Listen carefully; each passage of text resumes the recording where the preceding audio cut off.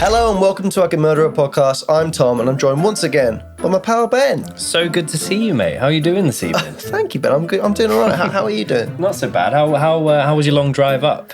My long drive is 2 hours and a half. That's long. In the UK, that's yeah, it was good. I'm getting used to it. I listen to my podcast on my way, my tunes, get into it.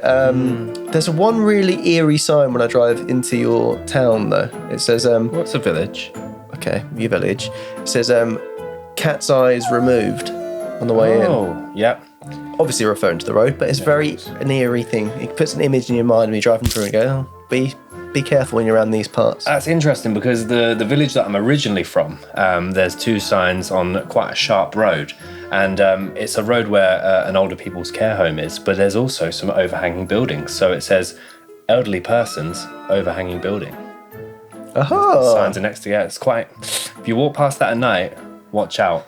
Well, they don't walk past it. Yeah. That's the biggest tip we can give. But be mindful, be respectful. Oh, other than that, I'm all good. I mean, we're coming towards, hopefully now, the end of lockdown, nationally, crossed, globally. Yeah. Globally not, sorry, but nationally. It's looking all right. The pubs are open. Yeah, slowly but surely things are coming back to normality. For me, nothing really changed. Yeah. I mean, I've always thought of you as kind of, you social distance, you didn't choose to, but people kind of kept a wide berth. It was their choice. Yeah. No, you're bang wrong there. Bang wrong. You're bang wrong. I don't know. Seriously. I mean, do you think it's got anything to do with the name of your house? I wasn't certain we were going to bring this up today, but now that it's out there... So Butts Cottage is the name of the. It's not even a cottage, so Well, that's one thing straight away. You're spoiling the illusion. This is classic cottage brick. That's stuck onto a wall. Sounded a little bit hollow there. Yeah, Butts Cottage. So the thing is, if I were you, moved in, you own the place, so that's a big well on you. But move in, so unpack the bag. Second thing, on the phone to the council, going, "Hello, can I change the name to Butts Cottage, please? Why do you want to change the name for Butts Cottage? Because it's called Butts Cottage. I don't want to live in here. Thank you." And I've kind of rolled with the quirk. Is it a quirk? Well, it's a talking point. The armpit attic. You could change it to that if you I've got want. a nice attic space actually up there, and it is very much armpit shaped. Does it stink less up there than it does down here? Oh, Just joking. so Anyway, episode 3. yeah, episode 3. We chose this. Well, we were both keen to cover this case in the first few episodes because it literally is close to home for me and Ben. Yeah, I think this is one where we looked at, we maybe narrowed it down to half a dozen cases that we were keen to kind of, so stick around. There's a few more coming, but... You love a little teaser, don't you? I do, yeah. Well, I'm not even super enthusiastic when I say it. I think I've got to get better at that. But stick around, guys, because the next 2 cases, plus one more because they're free. Rein it in a little bit because that's a bit intense, if anything. Okay, well, so go on. Why I'm learning. We're on this journey together. Why do we pick it? We picked it because it's, well, literally, as you say, close to home. So we're both from the lovely city of Cambridge. Yeah, we're from Cambridgeshire. You're the Cambridgeshire, yes. And we were within, 20 miles, 30 miles of where everything happened. It happened when we were kids. Yes. Going into our formative years. Yeah, we were 12 years old when it happened. Yeah. I was in Florida on holiday, and I remember asking my mum. It's the first case that I really remember being captivated by, or just intrigued by. I was very asking questions, what was going on. So that's why it really stuck out for me. Oh, well, that's it. And it was unavoidable as well. The amount of press that it got at the time, the coverage definitely was insane. I think that was my real, apart from maybe Princess Diana, my real introduction to 24/7 news channels like Sky News. Really, we're exclusively covering that. And 20 miles away, a couple of villages along from us. Because we both even played the football team, Soham FC. As the kids, we played them. So yeah, that was, so we actually had a game against Soham not long after, unfortunately, the bodies were found. And there was a minute's silence before the match. It was a powerful moment, and it was not a nice place to be, obviously. And before we get into it, don't forget to give us a like, hit subscribe, and maybe hit the old notification bell. Ding! Dong. Just ding. Should we get into it? Let's go. Okay. Sunday the 4th of August 2002, Holly went to Jessica's house for a family barbecue. They're both wearing the matching Man United shirts at 5:04 p.m. They actually have a photo in them. It's the photo that everyone was seeing during the case. they decided they wanted to leave the party and go get some sweets from their local sports centre. So the girls make their way to the sports centre. They choose not to make their parents aware they're leaving the party at the time. It's a short walk to the sports centre. There's no need to worry. The girls do have Jessica's phone on them. I imagine it's some sort of Nokia from the time. Yeah, around that time, either Motorola. 3330. Yeah, the old brick. 2 hours later, this is the point where Holly and Jessica's parents notice that the girls are no longer at the party and choose to raise the alarm. The thing about that, I think, as well, those are the days, this is kind of the case that made their parents ultra aware about where the kids were. This was still the time when it wasn't, so, they've probably gone out and done that. Yeah. But because they hadn't come back, that's when it's like, okay. And then she wasn't answering her phone because Jessica apparently was very good at telling her mum where she was going. And yeah, super punctual, super organised girls. But yeah, like you say, I think this is going back to kind of the old stranger danger days. Yeah. I mean, even when we were at school, it wasn't so much a common thing for you to be afraid of strangers, whereas nowadays it's, don't go near anyone. I mean, you especially don't. Well, yeah, People don't go near you, though, so I don't know if that's... That's not linked. That's not linked. We'll see. Actually, no, you couldn't be a caretaker because this house stinks. So the girls don't return and they're still missing the next morning. There was over 500 volunteers helping look around Soham. And Soham's a very small place. I think it's about 8,000 people that live there. Yeah, so the whole community came together to come and try and find the girls. Yeah, and this is not a dig to Soham. It's very much a place where everybody knows everybody. Yeah. It's a small village, beautiful little place, very small area, quite rural though at the same time. It's in the fens. That's one of the things I find a bit, the whole case is terrifying, but the fact that it was in a place like Soham, this happened. Mm-hmm. Quiet. Yeah. Peaceful. It wasn't like London. It wasn't a big scary city. It was a quaint, quiet Cambridgeshire village. So that's the kind of, it's just like, that makes it even, I don't know why, slightly more eerie. Yeah, really bizarre. On that day also, the girls' parents did a press conference pleading for anyone who had any information or talking directly to the girls saying, come home. The following day, Manchester United star David Beckham launches a public appeal for the girls to return home. He elaborates that the girls are not in any trouble, they just need to come home. Yeah, he was on the back of their shirts as well. He was their favourite player, so I think the thought behind that was, obviously David Beckham doing an announcement is going to get a lot more press, but if the girls were to see it and they were, just running away and playing games, that will drive them home. Yeah, because I mean, even then, even in when was 2002, that's still a time when maybe they went out, maybe they stayed at a friend's house. Definitely, there was nothing else in the news or that was public knowledge at the time where something like this. Yeah, but I think even as a kid, you always think like running away. It seems quite like magical, and like you see like films about it. Well, just like the idea of going like, oh, we're going to go and have an adventure or whatever. So it's still they're 10-year-old girls, so the imaginations could run wild. They could go and do things. So it still was, wasn't crazy to think they just had got lost in the fens. Yeah, and the fact they hadn't made them aware they were just nipping off to get sweets, I guess, leaves that to the imagination. So, yeah, it's an interesting one. So Beckham launches the appeal, but it is unsuccessful. So on August 7th, the leading officer says that the case is getting more and more likely looking like an abduction because the girls haven't come back after a certain amount of time. That's when it starts leading you to thinking that was the case. Yeah, that's an interesting one. So they've been gone at this point, 4 days? Yeah. And that's when they decide, okay, something's happened. Yeah. It takes a few hours these days for that to be escalated to that point. So Saturday, August 10th, this is now almost a week after the girls first go missing. Police create a reconstruction in Soham of the girls' last known movements. Yes, and looking at some documentaries before we covered this, I hope the reconstruction of the girls looked a little bit more like the actors, because there's a terrible one where the Ian Huntley and Maxine Carr look literally nothing like the people. They look like Play-Doh versions of the... We'll put that up, and no offence to the actors. Yeah, Jesus, no. So also during this time, the police told people to stop wearing Man United shirts because there's a lot of false sightings, which obviously takes up their time and looking into them. I remember that. Lucky for us, Newcastle Villa, not an issue. And we're not girls. But there were, just on that, because Cambridgeshire, from what I recall being a 12-year-old at the time, it was either you're a Man United fan or you're a Liverpool fan. Maybe an Arsenal fan at a push. Ian Huntley was a Man United fan. There you go. So the case is receiving significant media attention at this point. It's one of the UK's largest ever manhunts.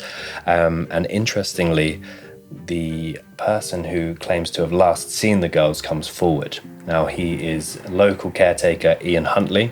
He's actually the caretaker at the girls' college. So this would make sense to police as the sports centre was quite close to the college and the CCTV, it all lined up. So, here's what Huntley had to say about that. I don't know the girls. I was stood on the front doorstep grooming my dog down. She'd run away and come back a bit of a mess. They just came across and asked how Miss Carr was, as she used to teach them at St Andrews. I just said she weren't very good as she hadn't got the job. And they just says, please tell her that we're very sorry. And off they walked in the direction of the library over there. So Friday, August 16th, police question a man and a woman while their house on the grounds of Soham Village College is searched. They are released after 7 hours of questioning.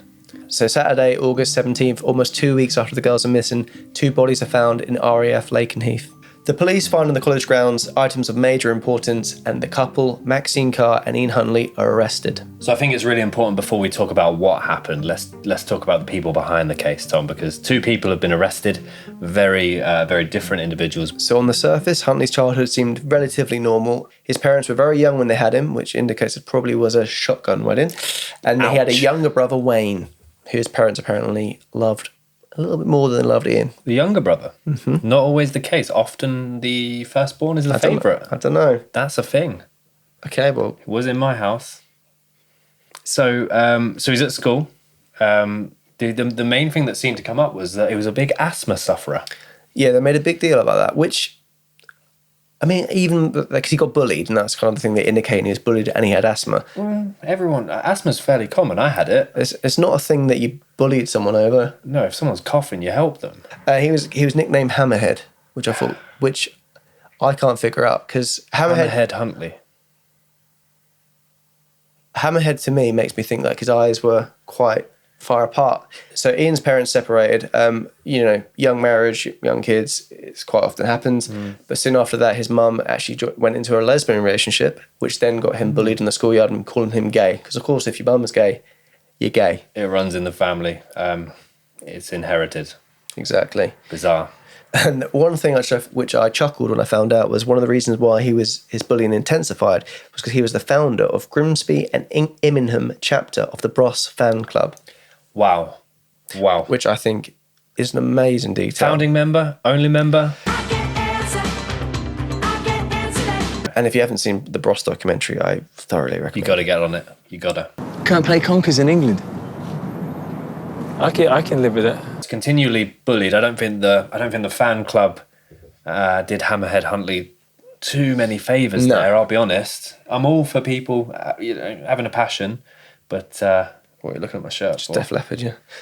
I haven't started a fan club. No, you don't know. You know 2 songs by Def Leppard, so you can't really start a fan club. It's more than most. So the bullying intensifies throughout his teenage years, and I think he starts to struggle at some point, Tom. He does, yeah. So that he had a suicide attempt when he was in college. He still managed to leave college with 5 A to C GCSEs.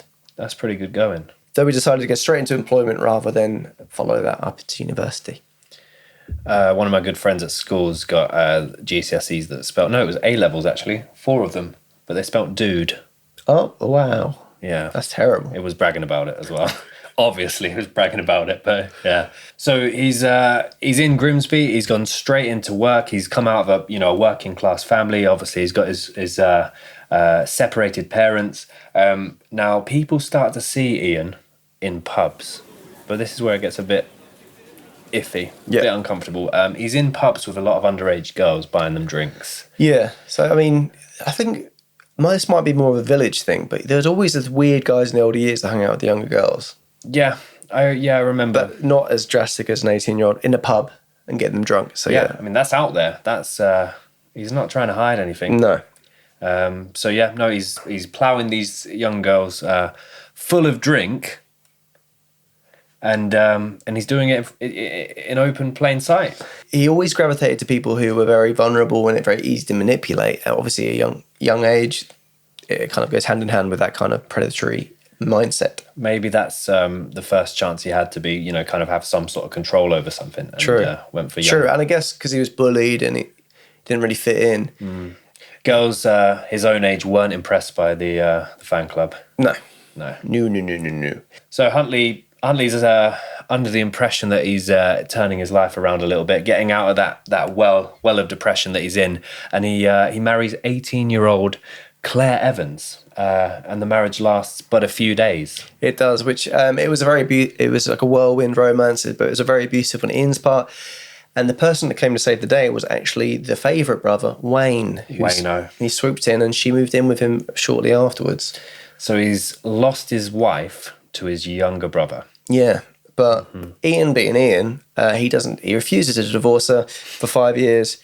5 years? Was it 5 years? Yeah, 5 years, and the brother married her in year 2000. So it's just him being spiteful and, keeping control, like in abusive relationships. He didn't want to, let her go, so to speak. I love that the brother stuck around and waited to marry her. That's a patient brother. Not a great brother. I haven't looked too much into Wayne, so we don't know if he's a completely good guy, but who knows. Claire Evans said apparently he wasn't disappointed about them breaking up. It was more him losing control. A dark chapter for Huntley, this 5-year period. This is where he kind of spirals out of control. Obviously, his wife's left him. He's back to old, lonesome hammerhead Huntley. And this is where he first commits his first crime, gets his first taste of pushing that level of control to a dangerous level. Yeah, he never was actually convicted for anything over this time. There's a lot of charges put against him. He was even taken to court a couple of times. The lack of evidence meant that it was all dropped. One of the reasons that the cases were dropped was because there was CCTV of him talking to a girl in the nightclub, and the case was he allegedly went on to rape her, but because he was talking to her, he couldn't possibly have raped her, which is mental. That's insane. Yeah, so he basically got away I with didn't it. rape her, I was only talking to her. But it's an age-old thing, isn't it, where people don't believe the woman. It's like, oh, she was drunk, and it was very much the era of she was asking for it kind of thing. Well, that's it, yeah. And a lot of the charges that were raised against Huntley, the victims would then refuse to substantiate the evidence and come in and make a statement. It was that kind of time, like you say. Yeah, and I think it's always like not being believed, and there's the fear of them retaliating, and with Huntley being very violent and very physical, it'd be a very intimidating thing for someone to do. So Maxine Carr also grew up in Grimsby. She wasn't as academic as Ian Huntley. She had a very troubled time at school. She didn't leave with any qualifications, but she always had the desire to be a teacher. So although she wasn't as academic as Huntley, she did go through similar issues in her teenage years. So she went through bouts of depression. She did self-harm a little bit. She also became anorexic, but as a result of her depression, also binge ate quite considerably. Yep. But as a result of this, she actually went from 10 stone, plummeting all the way down to 6 stone. Yeah, which is an awful lot. Yeah, significant, isn't it? Definitely worrying. Big Yeah. amount. So with that, obviously suffering with mental health issues, she's quite vulnerable. That's really ticking a box for what Huntley tends to look for. I understand they met in a nightclub. Yes. There's a vulnerable-looking Maxine Carr sat at the bar. Now, did she have any nicknames at school, like old Hammerhead Huntley? Not as far as I'm aware, but going on the theme of ocean life, she had red hair. We like doing that. Alliteration, Crabby Car. Crabby Car, drinking a Crabbies at the bar. Yeah. Ooh, that's good squishy. That's my thing. It's Hammerhead Huntley circling the dance floor. He spots her at the bar, old Crabby Car. And I guess it went something along these lines. He swam on over, and something like this kind of happened. So you're all right, love. Yeah, I'm alright. What are you doing in a place like this? It's a nightclub, I'm dancing. Well, you're at the bar, love. I know, I'm at the bar. How old are you? I'm 18, I'm at the bar. Sorry. Do you like Bros? Do I like Bros? I'm chairman at the fan club. I bloody love Bros. Oh, do you want a drink, love? Champion. What would you like? No, it's done. Okay. So we imagine it went something almost identically like that. Well, it must have gone pretty well because 4 weeks later they were living together. Oof. So yeah, over the next couple of years, obviously they move in very quickly. Neighbours in the street that Huntley's on witnessed multiple occasions where he's physically aggressive to Carr. Yeah, then one of the neighbours reported that she was quite good friends with Carr. Maxine was very sweet and lovable. He wouldn't allow Maxine to have people around the house when he's not there. And if she did, then she would be very on the bleach, making sure he wouldn't be able to tell anyone was around. So it was very odd and weird and unhealthy relationship from the start. I can imagine a hammerhead living with a crab. I can see that happening. So Huntley would, throughout this time, would also cheat on her quite a lot. And that causes Maxine to fall into a deeper depression, and she actually tries to commit suicide at one stage. This made Ian fall deeply in love with her because he felt like she would die for him, which is a very messed up mentality to think about it, but that doesn't really surprise you with Ian Huntley. Sticking on the fish vibe, during that time, Maxine Carr actually worked in a fish processing company, and I haven't found this anywhere, but allegedly it was a fish finger packaging company. So sticking to the Crab theme. So just fish-based products. Yeah, Interesting. essentially. We do a lot of fish stuff, don't we? There is a lot. So they would often relocate quite a lot to get away from the allegations, and wherever Huntley went, trouble followed him. Wanted to have a fresh start, moved down south to East Anglia, and they did that in early 2001. East Anglia. Yeah. On the fish, yeah. Where he takes a job behind the bar this time, the Hammerhead. So serving out drinks to all the patrons. Yeah, he would, on his days off, he reconnected with his dad, who was based in Littleport, and his dad was a caretaker at the school there. So on his days off, he'd go there, hang out with his dad, help him work, basically, and he fell in love with that job. And then a job role opened up at Soham, and he jumped at the chance to go for that. Two strange things about him going for the Soham job. One, when he applied for the role, he applied with the alias Ian Nixon. And that is believed that to prevent any checks. They didn't do any checks on his character or any of his history whatsoever, so nothing came up. The person who worked there before him as the caretaker was sacked for inappropriate behaviour with a pupil. Wow. So Huntley then decides it's his turn to take the role. Yeah, so it's very, it's very odd circumstances that he's gone there. I imagine they were quite desperate for someone to jump in and start quite quickly. And obviously back then there weren't as extensive background checks performed. No. And the thing is, because he wasn't ever convicted of any of the crimes, that's not on his record. So well, exactly, yeah. So he's spent some time up north in Grimsby, doing all sorts of things that, again, there have been witnesses that have come out since to back this up. But again, at the time, there was not substantial enough evidence to convict him. No, so there's obviously a massive flaw in the system there. He started working there, and shortly after, Maxine Carr got a job at the primary school, St Andrews, as a learning support teacher. They've relocated, started a new life. Huntley's got his dream role as a caretaker, just like his old man. And less than a year later... Well, Maxine Carr has a role in something that she's always wanted to do. So, you would have thought... So life is looking good. Yeah, and as well, the thing about it is a caretaker house, you get that for... You're not paying rent. Yeah. So, I mean, I'm not sure how big the wage would have been, but you're living in the house, rent-free, both got a job. You could think this is the fresh start that they needed. Well, that's it. Yeah, they've left the life behind them in Grimsby, and less than a year later, obviously, so things look very different. So let's get into it. So obviously you've heard the timeline of the investigation and where it all went and the horrible ending. Obviously we heard from Ian what apparently happened, but things started to emerge, and a new timeline's been created of exactly what had happened. Yeah.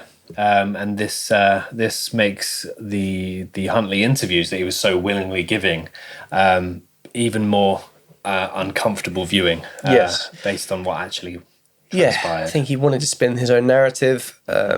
He enjoyed feeling like he was controlling the whole situation.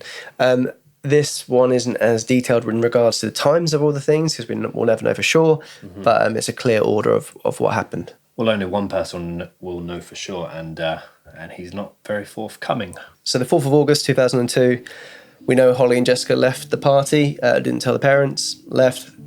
Jessica had the mobile phone. CCTV lines it up. They did go get the sweets, they're on the way back, and they stop off at 5 College Close. It was very close to the college, so that name is a good name, but nonetheless. They stopped there, and obviously we heard Ian's version of it. No one knows what happened apart from Ian Huntley. This is kind of a theory that everyone has. It was essentially, he said Maxine Carr was in the house, and the girls could go see her. Because they were asking about her. Yep. Yeah. Well, that's, again, we don't know if they were. So the girls had gone in the house thinking they're going to see Maxine Carr, and they never left. The phone was turned off quickly after they entered the building.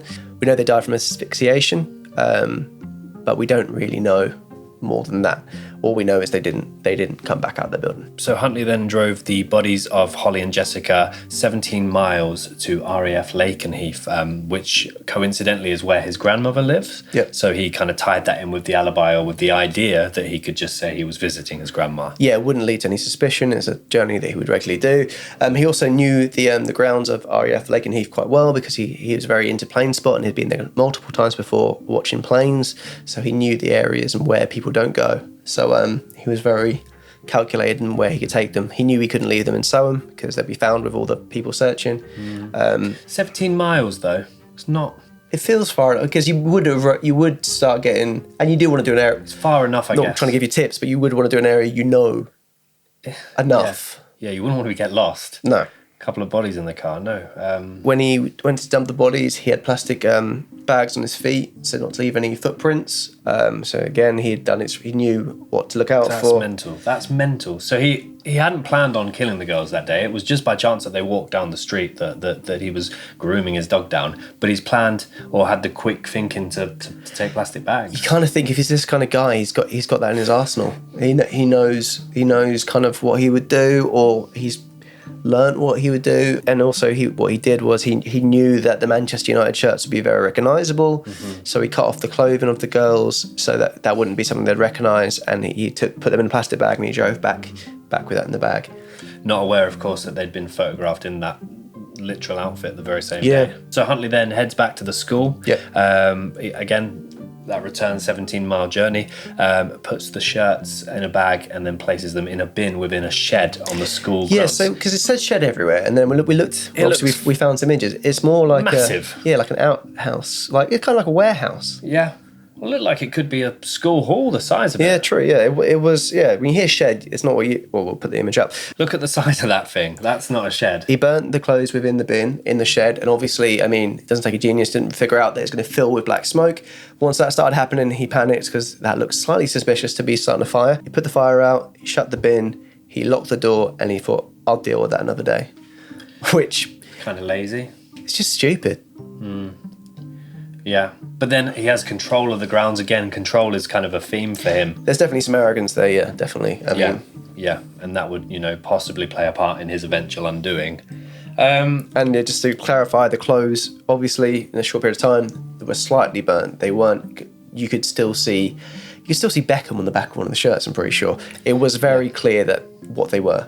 Yeah, it's I mean, the photos of the discovered shirts when they eventually it's not a nice image at all. Huntley decides to leave it for the next day, doesn't attempt to burn them again.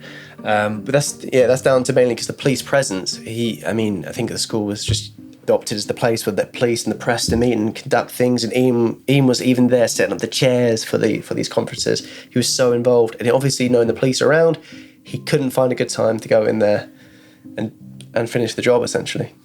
And that's it exactly. So I mean, this is now once the event has happened, he's got rid of the bodies. This is now day one of the mass manhunt. Yeah. Where he again chooses to put himself forward as the last person that saw them. Initially didn't want to speak to any journalists, but the thing is though, it does on paper it sounds stupid, but if someone saw you talking to the girls, let's say you're Ian Huntley, someone saw you talking to the girls. Like someone walked past, you didn't see them, and then the girls go missing. You haven't said anything, then they point you out. It's like you're covering your tracks a little bit. That's it. That's the bit that I can't get my head around, though. Yes, there's the idea that if someone saw me talking to them, but how the hell did no one see them go into the house? Willingly? It's a little village, isn't it? It's like... It's one of those, isn't it? It's like, if you're not looking for it, you don't... For that to happen at daytime as well, But then it's in summer month, 6 o'clock. Hidden in plain sight, isn't it? I guess it's like, because people just assume it's a normal thing. It's not, if they didn't struggle the way in, and if they went in willingly to see Maxine Carr in theory. So... Well, and that's it. And they say the best way to tell a lie is to keep it as close to the truth as possible. And for large parts, although we'll uncover this slightly, for large parts he did. He kept it as close to the truth as possible, a few tweaks here and there, but no, hidden in plain sight. He was very much in, I think he took a bit of a thrill from being so involved. Definitely, yeah, 100%. And again, it was like, it's admiring his work. which is horrible, but it's admiring his work. For anyone wondering where the phone went, it was disposed, and the police never found the phone, so it was gone. So Huntley cleaned his car the next day. He's being very methodical about how to clear his tracks, quite literally actually, because he then goes on to get his tyres replaced. And he goes as far as to pay £10 to the mechanic to put it under a different registration number, which again, if I'm assuming he's gone to a local garage, I don't know.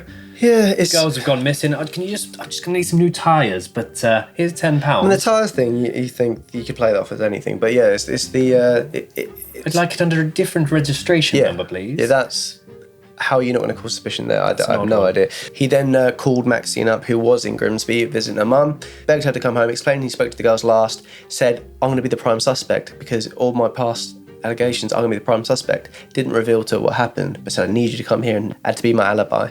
And her being so madly in love with him, obviously she jumped at the chance. She believed him. She came back.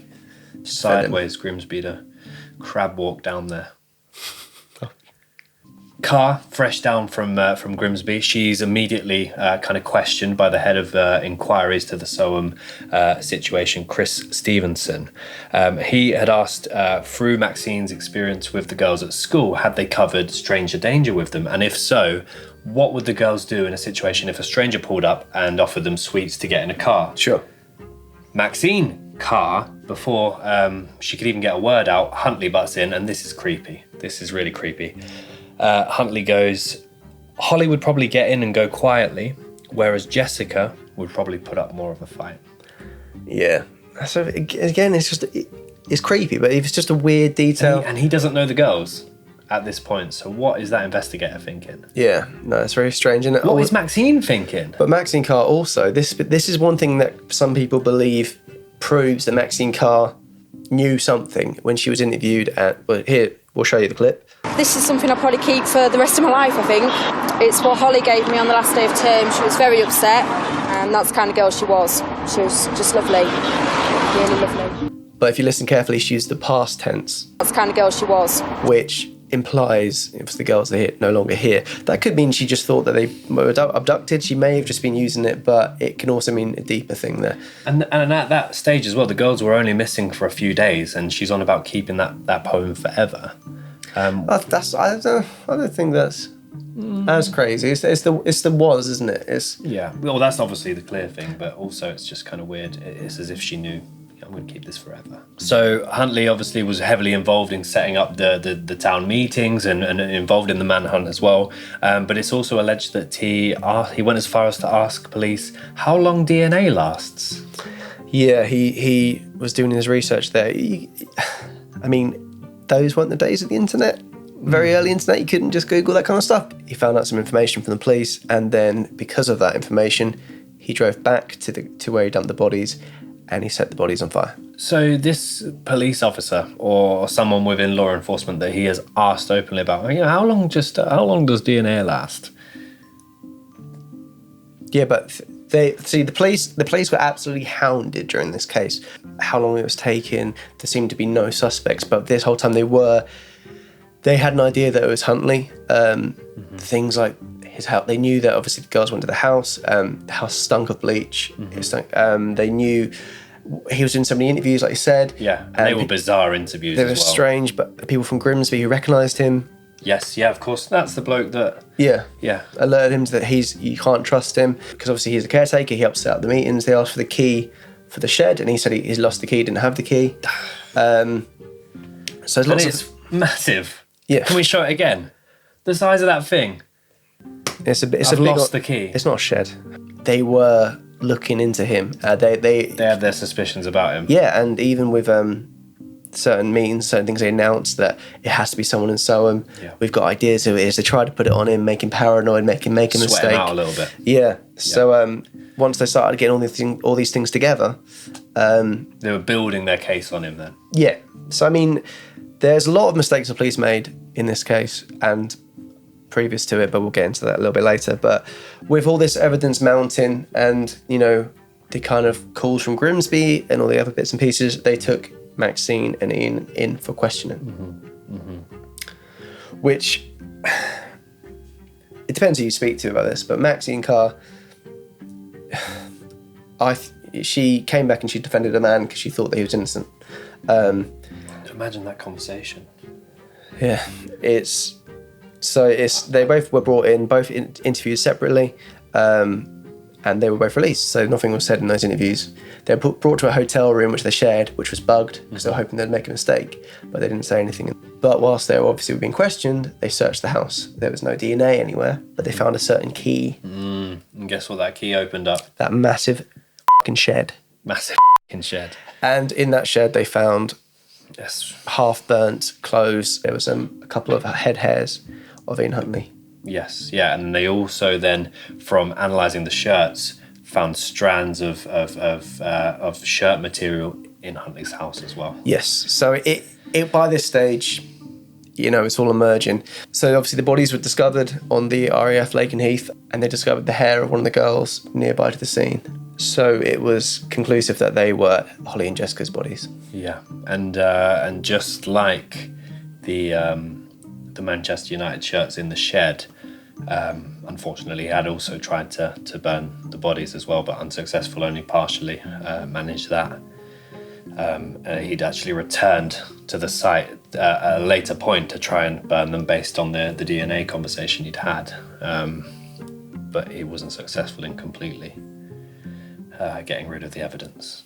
So Ian starts trying to be clever here and pretends that he's crazy, and he's monitored for 50 days, and they conclude that he's just acting and playing up. Obviously, he's frightened of what's to come. Looking for a way out. Yeah, he's probably very, very aware of how much media coverage the whole thing had and how much the nation were concerned. He was most of it. So obviously, they're off to court now to see what happens. I think the 12-year-old me remembering this, this is when it kind of I blank out. I remember the manhunt. I remember them being missing. I remember them arresting Huntley. I remember the footage of Maxine Carr's cell thing being driven and then people throwing stuff. I remember that. There was so much. Went for a van. There was pure hatred, which obviously understandable. For sure. But I remember that complete that anger. So going into this, obviously, Ian Huntley's alibi is Maxine Carr. She's claiming that she was with him the whole time. None of this happened. That didn't really stand up. No. Doesn't help when Maxine's gone to Grimsby and she's gone back out on a night out. Yeah, she was visiting her mum. Yeah, she was there. She'd been spotted by multiple people out on the lash in Grimsby, and that kind of shot through the alibi pretty quick. Yeah, so immediately there's Huntley's alibi gone. He was claiming that he was innocent. And the trial was going down that route, putting Holly and Jessica's family through all of it rather than just saying, yes, I've been found out. So they have to relive every moment through the courtrooms. 3 weeks in, I think he realises his back's up against the wall, and he changes his plea. Didn't take long. Well, 3 weeks in, it's like you've been saying I'm innocent, I'm innocent, and then you go, okay, well, they did come into my house. They did come into my house, but this is what happened. Yeah, so never saying Ian Huntley's a clever guy, because he's not, but he's quite a calculated guy throughout all of this. Calculated, yeah. Very manipulative, and because he must have told his lawyers this story before he said it. How they've green lighted this, I do not know. It's bizarre. It's absolutely mental. The girls have gone to his house. Holly has a nosebleed. And he's such a caring and nice guy. He invites him in to try and help her clear the nosebleed. Go upstairs. Well, he's caretaker after all. Exactly. The bath is already run. First person you want on site after a doctor. The bath is already run for the dog. I think it was something like that. So her nose is bleeding. He turns around and accidentally knocks her into the bath. She smacks her head. She's dead. And then obviously Jessica is panicking, so she's screaming, and he doesn't want her to scream, so he covers her mouth to stop her from panicking and screaming. Did you want to? But he's still breathing. I mean, I was all right. So, and that killed her accidentally. So there's 2 accidental deaths, just like that. Is he claiming that Holly drowned? Or that she banged her head on the fall down? How deep is his bath? It would be the most slapstick death. Lauren Hardy everyone would be saying, that's unlikely for Lauren Hardy to do that, let alone Holly and Jessica. Never put those in a sentence together, but it's just so far-fetched. Their lawyers were like, yeah, actually, Ian, that works. So Maxine Carr was up on the stand. I think she was starting to be like, I think Ian is guilty. What the is this? Again, depends who you ask, depends how you feel. She was manipulated, abused by Ian Huntley herself. Whether or not she knew what was going on, she was put in a position where maybe she feared for her own life as well. She basically said, if I knew he'd done this, I wouldn't have come back. I wouldn't have supported him. Yeah. I thought he was innocent. I was trying to stand by my man. It's an interesting one. I mean, to go back to the bath as well. So Holly Wells' brother, Oliver Wells, reportedly conducted secret experiments in his own bathroom to prove that Huntley's, and this is, I don't know how old the brother is at this time. I mean, I'm assuming he's still a kid, but he's tried to come up with different ways to almost support, well, I assume disprove Huntley first of all, but bless him. He's going, I don't know what the experiment looked like. Yeah. But yeah, it's a wacky. And again, he's still, in that bullshit excuse he's given, killed them both. Yeah, but he's claiming they're completely accidental. Yeah, so I mean, I think as well, because obviously all other things tie into him, the tyre mark, well, the new tyres, the fake license plate, the sand found in the chassis of his car, which he didn't think about cleaning his car too much. Not a great caretaker. Maxine Carr, in some ways, she was a victim as well. Mm-hmm. Some people think she knew anything about it and she's conniving. Again, you'll never know. I lean to that side, and I hate to judge a book by its cover, but if I see a photo of her, pop one up, she's not got a very sympathetic face. What does that mean? It means that I look at her and I don't have any sympathy for her. She looks, you know, when you see like Myra Hindley, that's because it's people that you associate with the crime. No, Myra Hindley genuinely has a scary kind of fierce. Because you know she killed children. No, but just to look at as well. If you saw her, if she was your dinner lady and you grew up and she was really friendly to you, she gave you extra rice pudding, you're not going to go, oh, she's really scary, because you associate that with that. It's like going, Dracula's really scary. I want to see him on a dark night. I don't know. I just think Maxine Carr in particular just has one of those faces, and I'm sorry that you disagree. I just think you're judging someone by their looks. No, I said I hate to judge a book by the cover. But you are. But I'm going to. Yeah. So one thing that people struggle with these kind of cases are, what's the motive? What did Ian Huntley have to gain from killing two innocent children? So minutes prior to the girls turning up to the house, Ian had been on the phone to Maxine Carr. They had a big roaring argument. He thought she was cheating on her. He slammed the phone down, which led both to Maxine's mother and Maxine to actually thinking that he did this in a jealous rage because he used to see red. And so that's where it kind of adds up that if the girls, as Huntley said, asked about Maxine, that's the last thing you want to say to him. So prior to the trial, a criminal psychologist said he was a latent predatory paedophile and he just merely saw an opportunity. He saw two kids coming to his door, no one was around, and he thought, I'm going to act on this. So it's either of them are just terrible to think. So I mean, that's a huge escalation as well. Yes, he's done some bloody horrible things. But he's got away with absolutely everything. So he probably just thinks he's untouchable. Control is a big thing. Manipulation is a big thing. But yeah. He basically tried to manipulate the whole of the country by being the puppet master with all the press. The arrogance is unreal. Mm-hmm. It is absolutely unreal. So the jury for Ian Huntley took 5 days to deliberate, which I think is pretty long considering... They've got him on DNA. They got him on DNA. He said they've died in my house. 5 days is very long. You're right. It is a very long time. I don't know if there's certain processes that are just kind of standard administrative. I don't think 5 days. It's long. I'm clutching at straws. Even after 5 days, they went back and one person still on the jury thought he was innocent, That's mental. Yeah, I mean, anyone that could believe that. He obviously got the guilty verdict for 2 murders. He's not able to apply for parole until 2042. And he is he's currently 15 years into that sentence to today, so not even halfway through yet. But some audio emerged a couple of years ago, allegedly of Huntley, expressing some remorse. And he'd also mentioned in these audios that out of respect to the parents and to the families, that he would never even apply for parole when he is eligible. Oh, that's big of him. Well done. Yeah. Cheers, Ian. Whereas Maxine Carr, slightly different story, slightly different outcome. She was cleared of assisting an offender, but she was guilty of perverting the course of justice. So the jury obviously believed that she was also a victim, but obviously she was in the wrong for helping Ian hide things. But she'd already spent 16 months on remand before the trial, and she got jailed for 3.5 years, but she only had to serve 5 months. No way. That's mental. Yeah, so 5 months, and she was given a new identity. She was under police protection after that, which I asked. So I've got a copper, mate, and I asked him, what is a new identity like? What does that entail? Do you have? I thought maybe surgery, but he's like, I don't think it does. So It's like that Breaking Bad. It's a lot of money, a remote area. I imagine you've got your rent paid. Well, it costs the taxpayers millions. Okay. And but it must be like a new haircut. New identity and all. It's alleged that where she has been rehoused. Now, there are a few different rumours going about. First one is North Wales. Kind of remote country. North Wales is kind of remote. I mean, it's a big area. North of a country, but yeah, go on.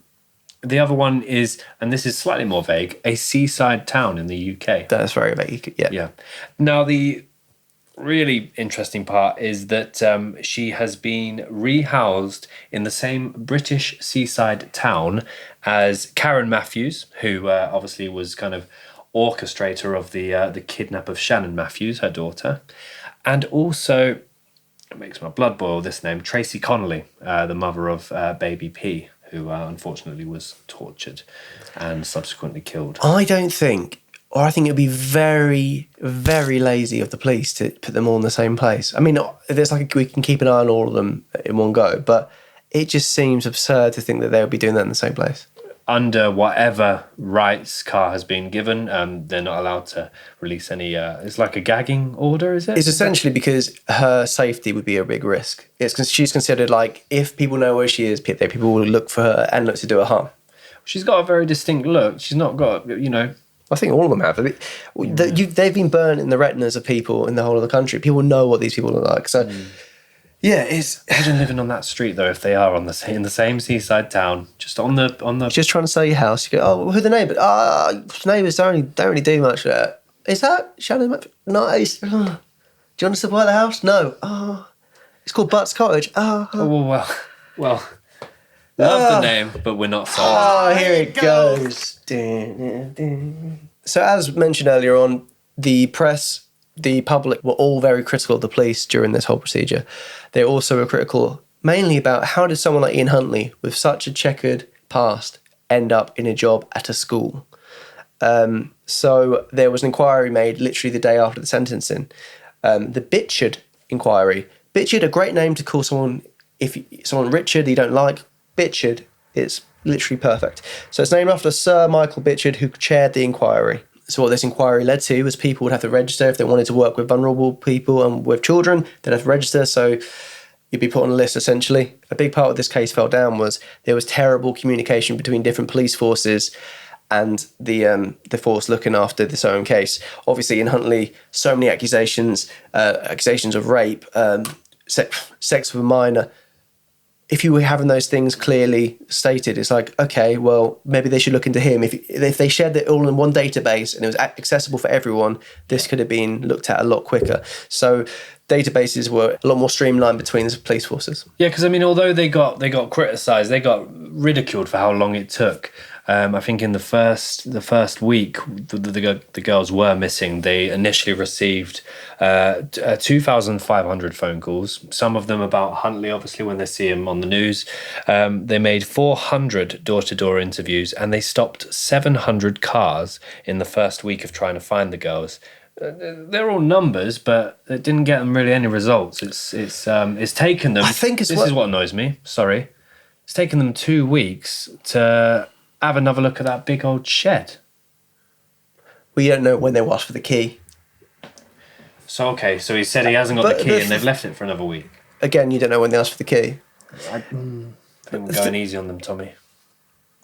I'm just saying that there's obviously, they wouldn't just go, oh, that's fine, then we'll leave it. But 2 weeks, that's the thing, 2 weeks. In the middle of a manhunt, giant shed. I know the shed, but I'm saying 2 weeks... Put that to things like Madeleine McCann, which still, this long after, they're still looking into it. 2 weeks, I just feel like that is not a crazy amount of time to be looking into it. The shed for me is and I'm going back to the shed again. They already have their suspicions about him. His girlfriend is talking to them, talking about the girls in past tense. I think it's very easy when you have all this in front of you and you've listened to many a podcast. But I think for police force who are looking at a little village, and he was very convincing. You know what I mean? But at the same time, you're doing a massive manhunt. You've got all the members of your village helping out, including the bloody caretaker. Ian, can we have a look in your shed? No, I can't find the key. Okay, no, we'll leave that for another week. We'll come back.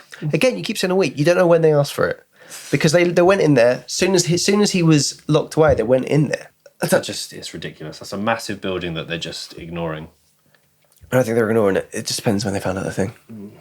So who knows? Maybe people can let us know in the comments below. Because we're never going to agree on it. Clear this up for us, please. Along with the inquiry, head teachers and governors were learning how to interview and ensure that people they were hiring were right for the role, and they could do enough checks on them to make sure there was no danger to the students.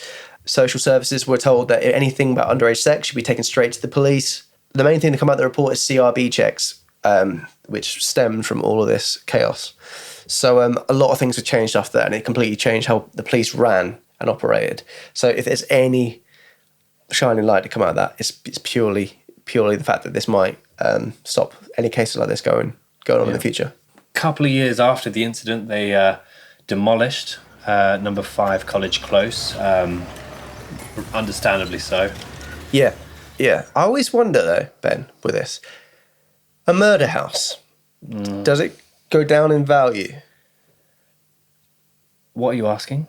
For example, if someone was murdered in this house before you moved in... Implausible, but okay. Why be implausible? That stairway is mental. But anyway, there's always a bit of a vibe as well, isn't there? But if someone was murdered in here beforehand, would the house be cheaper?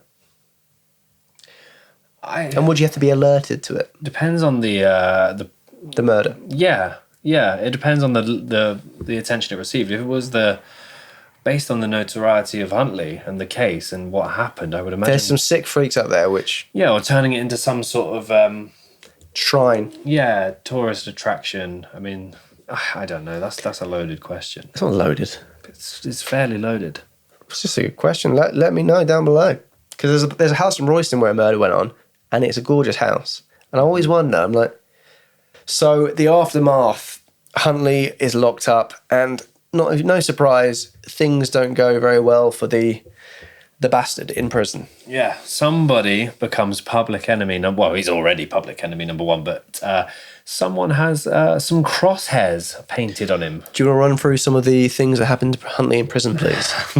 Happily. So on September 14th, 2005, Huntley was attacked by another inmate in Belmarsh prison, scolded him with boiling water. Which was nice of him. However, this did prevent Huntley from attending his sentencing hearing. So that was one of them. So it's a good way to make a name for yourself, isn't it? If you were the one that got Huntley, especially if you're already serving a life sentence, or whatever. It's like, well, yeah, it's like the guy that got Jeffrey Dahmer. Yeah, took another one with him as well that had also done some disgusting things, but he's globally celebrated. Over the next few years, Huntley did have a couple of attempts at taking his own life, including overdosing on antidepressant pills. He'd been found unconscious on his floor a couple of times as well, where again it was suspected overdoses. So again, I don't know how he's stockpiling these. I think he was doing it in tea bags, taking the pills and he was putting it in tea bags. So in 2008, he was relocated to Franklin Prison, and this is where probably the most famous attack on Huntley took place by Damien Folks, and he probably had the most impact of all the attempts on him, and he ended up slashing Huntley's throat. Now, Folks was a convicted armed robber. He was 35, who was serving a life sentence at that point. Another kind of interesting fact about Huntley is that he has a daughter. And this came out as a bit of a surprise to the daughter herself.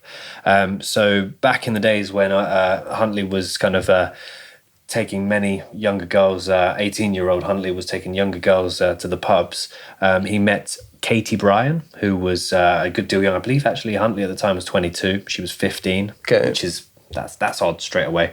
Anyway, ends up going for a few drinks with her. He worked with her mum.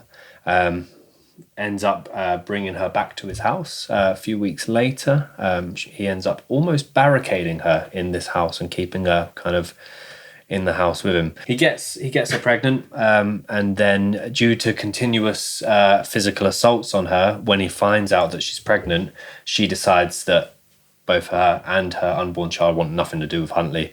It's only then, a good amount of time later, when Katie Bryan, Huntley's ex, sees him on TV, that she thinks, oh my God, that's the guy, that's the father of my child, who's adopted by another gentleman that she's with.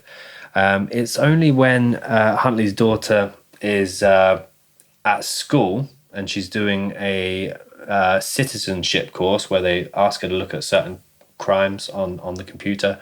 She finds an article which has a photo of Huntley with her mum, and you can only imagine her reaction then. So she's then it's interesting. If you're a fan of the show Loose Women, she's on that. If you're not a fan of the show Loose Women, she's on that still. But it's kind of an interesting insight into. I mean, she despises Huntley, which was a relief. But it's still a very interesting case. She tried to write him in prison, trying to get some sort of understanding as to why he did what he did and what happened. But even to his own daughter, he kind of took the moral high ground and said, "Me telling you wouldn't fix anything. Wouldn't bring them back. Wouldn't make you feel good. Wouldn't make me feel good." Well, he described it as the worst day of his life. He made it about him, which is just a sign of how much of a messed up bastard he is. So that is the case of Holly and Jessica and Ian Huntley. Crazy case. Yeah, it was never going to be an easy one. No, there's a lot of detail in that, a very heavy case. Thanks for watching and thanks for sticking with us. We'll be back next week with a new case. Don't forget to give us a like and subscribe. Leave us a comment. Let us know. Let us know what you thought. We also have exclusive content over on our Patreon, so please feel free to pay that a little visit. You can check us out on Instagram, Twitter, the usual stuff. And let us know if there's any cases you're thinking, oh, that'd be good if they covered that. Mm-hmm. Any questions? Let us know. It's only just us two behind the screen. Two-man jobby. Yeah. Thanks for watching, and we'll see you next time. Have a good one, and look after each other. Please do. We can't stress that enough. They were there. I wasn't gonna. Don't touch Should it. I? No.